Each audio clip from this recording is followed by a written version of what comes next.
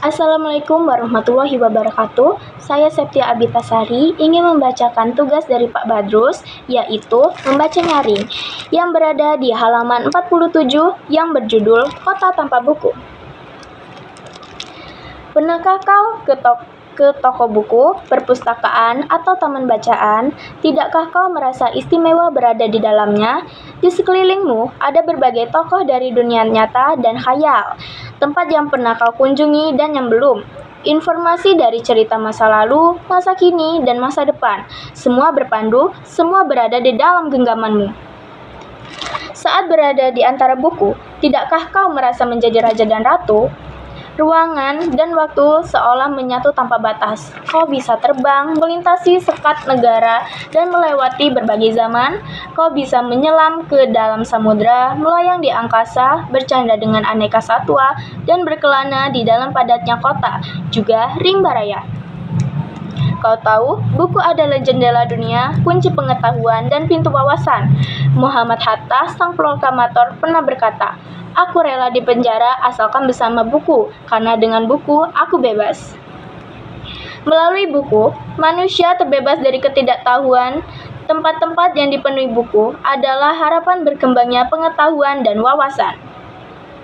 Apa jadinya jika kota tanpa buku? Pantaskah dia disebut kota?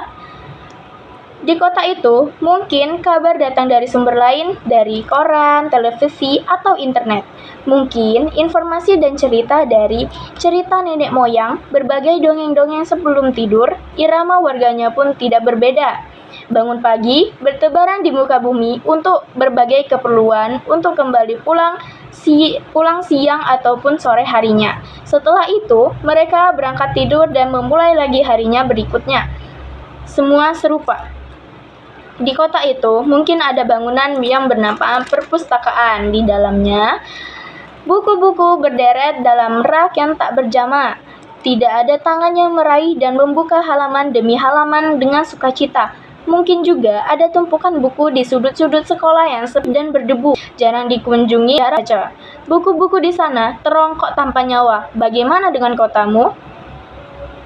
Mungkin kau tinggal di tengah kota yang megah atau di gang sempit, di desa terpencil, di pesisir pantai, atau di kaki gunung. Adakah perpustakaan, taman bacaan, atau toko buku di dekat rumahmu? Jika ada, apakah tempat itu menjadi wadah berkumpulnya anak-anak dan warga, menjadi pusat berkembangnya wawasan dan pengetahuan, atau hanya menjadi pajangan?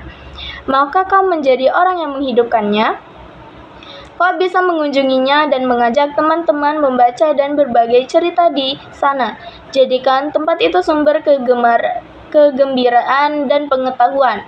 Jika tempat itu belum ada, maukah kau menjadi orang yang memulai menghadirinya? Kau bisa memulainya dari sebuah sudut di teras rumahmu. Ajak temanmu memulai langkah baru.